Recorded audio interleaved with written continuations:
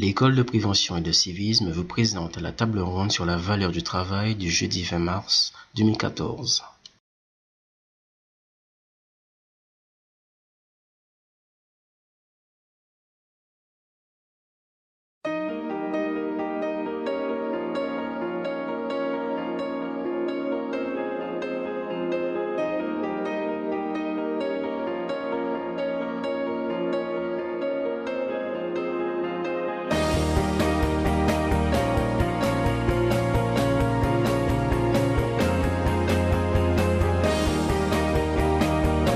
Rebonjour à tous et surtout bienvenue à l'école de prévention et de civisme pour cette première table ronde sur la valeur travail. On a jugé bon de vous réunir parce qu'on est face à une problématique où, au début, quand on dit travail à un jeune, on peut risquer de l'effrayer. De manière stratégique, quand je suis face à un jeune qui passe la marche arrière face au mot travail, on essaie de lui parler de l'expression. Parce que je ne vais pas reprendre avec vous cette fameuse pyramide de Maslow, mais on a tous besoin de s'exprimer, de montrer son talent, ses capacités. Et par l'expression, on arrive à trouver des terrains d'entente, des terrains d'accord où le jeune se dit, oh, mais moi j'aime, alors j'ai Loïc qui aime le dessin, j'ai Luciano qui aime l'informatique, enfin tous les jeunes qui sont autour de vous ont quelque chose qui tilte leur attention. Et c'est sur ce petit tilt qu'on arrive à cristalliser. Ah, tu aimes ça, d'accord. Mais tu sais que les gens qui font ça, ils fonctionnent de telle manière.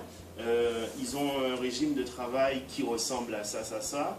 Voilà. Donc, de fil en aiguille, transformer un besoin d'expression en valeur travail avec une pédagogie adaptée qui fera que, grâce au tuteur, grâce aux formateurs chevronnés qui m'accompagnent, on arrive à transformer ce besoin d'expression en valeur travail. Donc c'est surtout là-dessus que j'aimerais échanger avec vous, parce que dans votre dimension respective, que ce soit sur les dynamiques de quartier ou dans une dynamique d'entreprise ou d'insertion, vous êtes tous confrontés soit à l'accompagnement de jeunes, soit au tutorat, soit aux problématiques d'insertion. Et c'est sur ces notions qu'on aimerait vraiment échanger avec vous. Questions, réactions Si on va revenir par la suite, je me dis, il faut répondre à la question par la suite. Est-ce que tu penses que c'est vraiment le terme travail, le mot travail qui peut effrayer le jeune? et d'autres? Donc je pense que c'est tout un tas de choses qui passent autour. Hein. On a tous eu des mauvaises expériences ou des parents qui ont eu des mauvaises expériences également avec le travail et qui le transmettent aux jeunes. Je trouve très heureux qu'on accorde un moment pour parler du travail comme une valeur, parce que en se disant les choses très clairement et très cruellement, mais je pense qu'on peut en parler ici, de tout temps, le travail a été perçu un peu comme une charge. Si on prend dans notre culture judéo-chrétienne, il me semble bien dans la Genèse que ça a été donné à notre grand-père comme une punition. Hein, tu travailleras, dorénavant, à la sueur de ton front. C'est-à-dire, tu ne trouveras plus ce qui t'était donné gratuitement. Tu vas devoir faire un effort parce que tu n'as pas fait ce qu'on t'avait demandé de faire. Donc, sur le plan purement de la représentation, elle nous est donnée comme une malédiction. Un certain nombre de jeunes pour lesquels on travaille dans le cadre de l'insertion sont des jeunes qui ne sont connus nulle part. Et ça existe dans notre pays. Ils ne vont pas à l'école, ils n'ont pas 16 ans. Les parents ne savent pas toujours ce qu'ils font dans la journée. Ils rentrent parfois. On n'a pas toujours trace d'eux. Ils ne sont pas connus de la mission locale, ni de Pôle emploi. Et pour ces jeunes-là, on met en place des actions qu'on appelle sensibilisation et remobilisation sociale. Remobilisation, c'est bien parce qu'ils sont un peu à la dérive. Comment on les repère, entre guillemets? Souvent par le biais d'associations, parce qu'ils ont un lien avec quelqu'un. Ils font un souhait de basket quelque part. Bon. On réussit petit à petit à les approcher. Et quand ils rentrent dans un programme, soit mis en place par le CUCS ou par d'autres systèmes de remobilisation sociale, il ne s'agit surtout pas, les premiers jours, de parler de travail. Et sinon, je suis désolé, mais là que vous ne verrez plus. Bon. C'est quoi, tu veux dire? Je suis en plein dans la farine. Le problème des jeunes, justement, c'est qu'on ne leur parle pas assez pour le travail. Attends. On ne va pas généraliser comme si il y avait une catégorie de jeunes. Il n'y en a pas. Je dis bien certains. On ne va pas stigmatiser. Et pour aller plus loin, je dirais aussi, ayons le courage de dire qu'il y a un certain nombre d'actions qui sont mises en place pour des jeunes qui sont un peu à la dérive, qui parfois arrivent avec un bracelet, qui ont quelques comptes à rendre à la justice. Et quand on gratte bien, on s'aperçoit pour ceux qui ont envie parfois de travailler, mais qui n'ont rien fait, entre guillemets, de répréhensible, il y a moins de dispositions qui sont mises en place pour eux, pour ceux-là qui ont peut-être envie de faire quelque chose. Donc on ait le courage aussi de dire que tout le monde n'a pas forcément envie de travailler, et pour un certain nombre, si on commence par parler travail, on risque de ne pas les voir. Pourquoi est-ce qu'on a envie de travailler? Tu faisais référence tout à l'heure à la pyramide de Maslow. C'est parce qu'on commence à se projeter, parce qu'on commence par s'aimer soi-même, on commence par dire je ne suis pas, excusez-moi l'expression, je ne suis pas de la merde, donc je ne peux pas m'appeler, je ne sais pas, microbe ou je ne sais pourquoi, parce que j'ai une certaine représentation de moi, et je commence à avoir une vision de l'avenir en me disant j'ai envie de faire quelque chose. Toucher la rue. Ou toucher à la vie, par exemple. Et ce n'est pas les autres qui te le disent, c'est toi-même qui te le donnes. Donc si tu n'as pas une image de soi, de toi personnellement, qui te donne envie de te laver, d'être propre, de vouloir dire je me projette, j'ai envie d'avoir une famille ou pas, quand on te parle tout de suite travail, surtout quand tu as déjà touché à des possibilités de gagner de l'argent qui rapportent plus que le travail, donc ce n'est pas forcément pour tout le monde un bon argument que de leur dire. Je comprends la réaction de ce que disait Samuel tout à l'heure.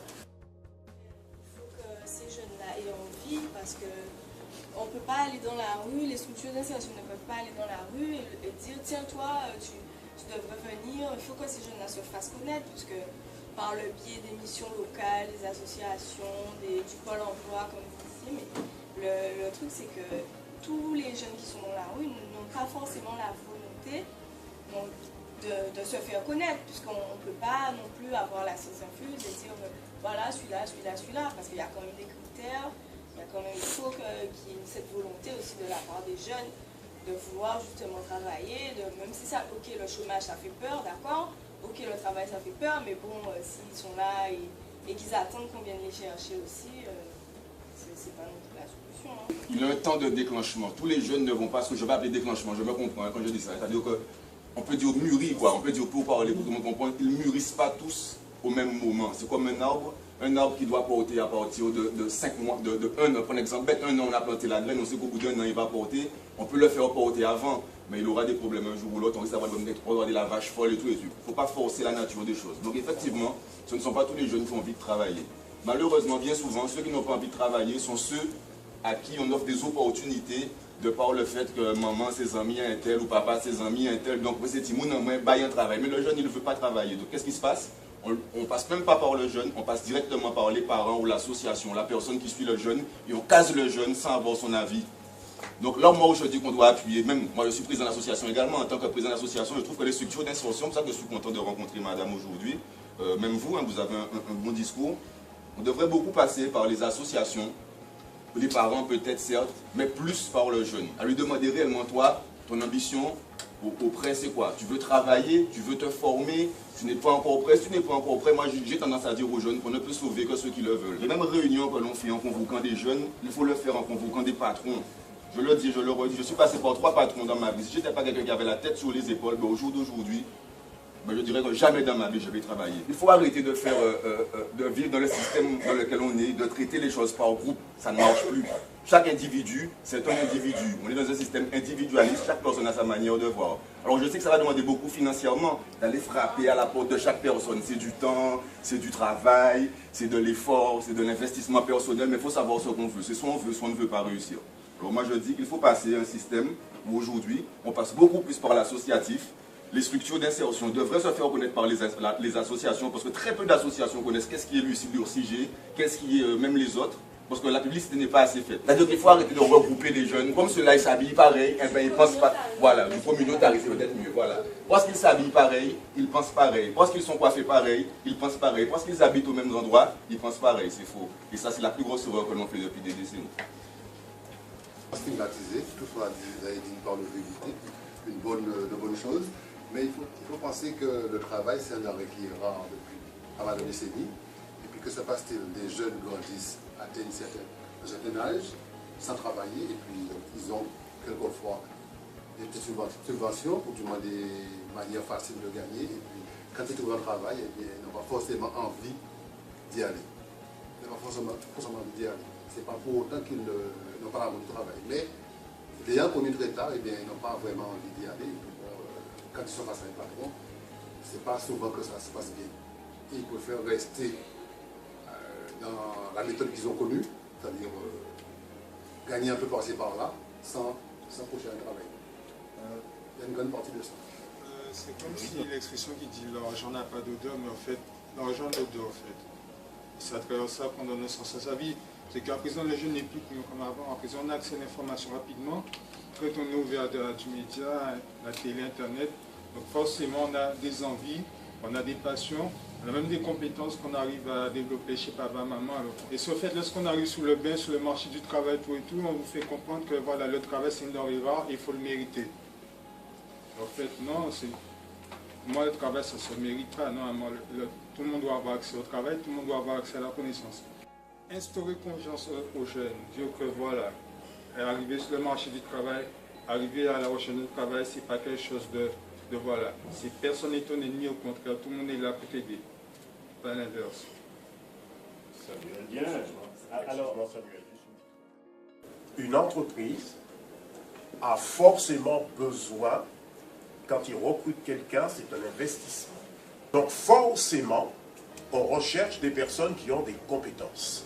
Deuxièmement, qu'on ait le courage de le dire, non, il n'y a pas de travail pour tout le monde.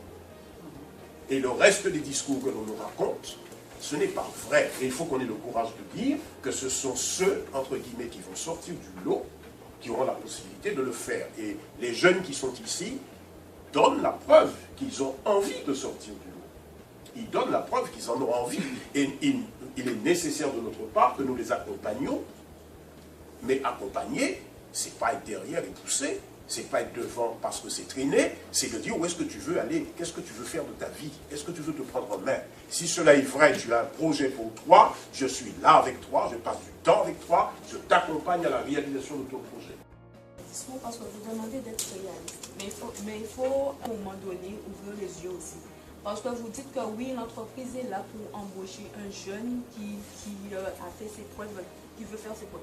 Mais aujourd'hui, qu'est-ce qu'on fait pour les jeunes? À quel moment on donne l'opportunité aux jeunes de faire ses preuves?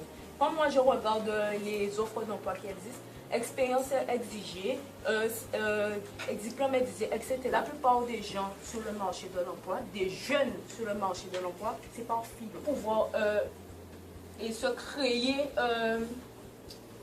une vie sociale est obligé de prendre ce qu'il y a. Le bas de gamme, je dirais, il est obligé de le prendre parce qu'il faut à un moment donné se créer et pour pouvoir avancer dans la vie. Mais maintenant, les jeunes, ils n'ont pas de réelle possibilité à l'accessibilité aux entreprises. Moi, c'est ma vision des choses. Et on doit tous se battre pour avoir du travail parce qu'on n'a pas assez pour tout le monde, ça c'est sûr. Et le rôle, c'est déjà de montrer sa motivation. C'est vrai que c'est pas facile même quand on est motivé. Le rôle des associations, le rôle de l'UDPS, c'est de permettre aussi aux jeunes de montrer qu'ils savent faire des choses en dehors du monde du travail. Mais l'expérience, c'est pas que le travail. Il y a d'autres types d'expériences que les jeunes, et je pense que dans le domaine de l'insertion, c'est ce qu'on valorise. C'est qu'est-ce que les jeunes ont déjà fait dans leur vie qui permettent de montrer qu'ils ont certaines qualités. Les expériences en association, ça compte. Maintenant, un jeune qui veut du travail doit faire un premier pas. L'entreprise aussi a une responsabilité. Je ne dégage pas les responsables, les chefs d'entreprise de leurs responsabilités. C'est jamais facile. Mais les jeunes qui en veulent, ils arrivent quand même à se faire connaître. Aujourd'hui, dans nos entreprises agricoles, on a du mal à garder des jeunes parce qu'ils ne sont pas souvent qualifiés. Bon, quand je dis qualifié, on n'exige pas forcément l'expérience professionnelle, mais il y a quand même un certain niveau d'études, puisque pour être enseignant, il faut avoir fait des études, hein, même si c'est un BTS ou un bac, mais tu as été à l'école, tu as un bac, tu as passé un 4, est-ce que je suis très flexible sur les diplômes, les choses comme ça, je ne m'arrête pas forcément. Mais je prendrai pas un jeune chez moi qui me dit, voilà, je veux de l'argent madame, je vais avoir, c'est pour payer mon abonnement, les choses comme ça. Je ne le prendrai pas chez moi parce que pour moi, ce n'est pas une motivation. On ne vient pas chercher du travail dans mon entreprise pour ça. D'accord? Pourquoi on ne garde pas des jeunes dans les entreprises? C'est la question à se poser aussi. C'est qu'est-ce que font réellement les associations qui sont créées pour faire de l'insertion? Il manque des choses. En plus de montrer aux jeunes que tu dois être les cheveux propres, la tenue propre, il y a autre chose à faire. Il faut aller beaucoup plus loin que ça. Ceux qui font les études longues, les convénients des études longues, madame a compris qu'il fallait travailler pendant ses études, faire des stages pendant ses études. Aujourd'hui, on ne met pas assez d'insertion dans les cursus scolaires aussi. C'est là où les gens qui sont dans les filières, qui sont dans les établissements, on ne met pas assez rapidement le pied dans le milieu professionnel. Pas forcément pour que ça soit numérique, que ça soit rémunéré, mais au moins un certain apprentissage pour dire, je sais c'est quoi travailler. Il faut comprendre déjà que le but d'une entreprise, c'est de faire du profit et pas de collectionner les salariés. D'accord? Les choses sont dures actuellement, il faut pouvoir aussi se démarquer. C'est la compétition dans tout. Quand par exemple vous rencontrez quelqu'un, vous voulez vous marier avec cette personne-là, eh bien, vous êtes en compétition, vous allez faire en sorte que cette personne-là va rester dans votre vie. Eh bien, c'est la même chose. C'est facile de dire oui, il n'y a pas de travail, oui, mais il faut savoir se démarquer. Il ne faut pas pleurer, se dire tout le temps oui, et les patrons n'embauchent pas, machin. Oui, ok, c'est vrai, tout n'est pas parfait parce qu'on est sur une île, c'est petit, on connaît du monde. C'est normal aussi. Je suis désolée, demain, vous avez une cousine en difficulté, vous avez une entreprise. Ça va être plus facile pour vous de dire, bon ben écoute, ma cousine elle est là. Oui, c'est normal, c'est humain, faut qu'on arrête de faire un peu, de jouer les hypocrites entre guillemets. C'est normal, on va pas aller, je suis pas d'accord avec ça. Si ça c'est normal que le jeune qui ne trouve pas de travail aussi, c'est normal qu'il reste à dealer ou qu'il aille voler parce qu'il faut qu'il vive en attendant. Il ne faut pas lui reprocher ça. Il faut ouvrir les yeux les enfants. Excusez-moi, permettez-moi de dire ça. Permettez-moi de dire ça. L'entreprise crée de l'économie. Et quand on crée de l'économie, on leur rend aussi à sa société, à pas depuis les coquets payés impôts, tu rends aussi de cet argent quand tu proposes de l'emploi. Mon discours aujourd'hui, c'est pour créer de l'économie dans son pays et tout, les entreprises doivent avoir des gens qui... Si j'ai mon salarié, vous savez, je double mon chiffre d'affaires. La discussion qu'on a... Travail là, qu'a fait les cabines payées, mais nous, puis vite, et demain, j'embauche 2 personnes, il n'y a pas de problème.